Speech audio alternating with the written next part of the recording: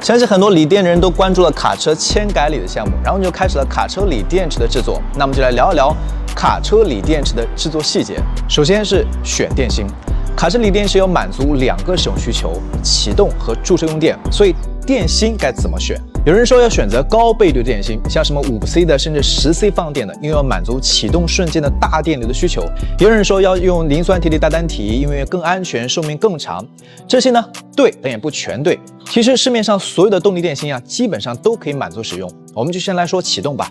我们测试过不同功率匹数的卡车，启动瞬间电流呢一般会在1300安左右。虽然时间呢极其短，微秒级，但锂电池要能瞬间释放出这么大的电流。而一般衡量锂电池的放电能力呢，我们会用放电倍率 C 来表示，比如有1C 的、2C 的、3C、5C 等等。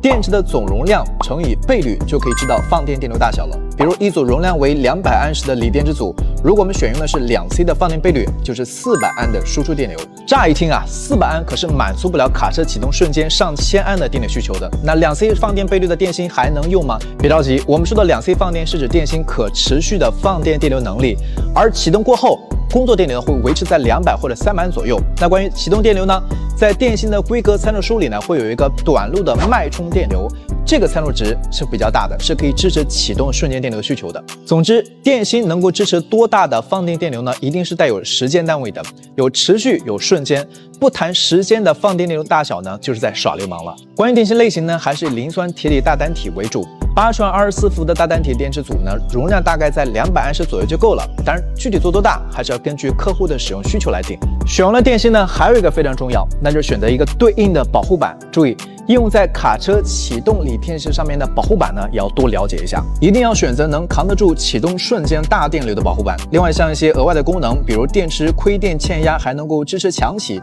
智能查看电量数据也很重要。毕竟要做到用电无忧嘛。其实启动类的保护板呢，在功能实现上也更具有技术性。卡车启动锂电池在制作组装时，除了以上需要注意的，另外还有一些内容可以关注，比如锂电池是否需要加装加热装置，以防止冬天呢在北方跑运输时低温无法充电的问题，或者呢是24伏的锂电池满充电压和原铅酸电池的满充电压不一致，导致充不满的问题。再或者是否加装 GPS 定位系统远程操控的问题等等。这些呢，如果你还感兴趣，我们就下期接着聊。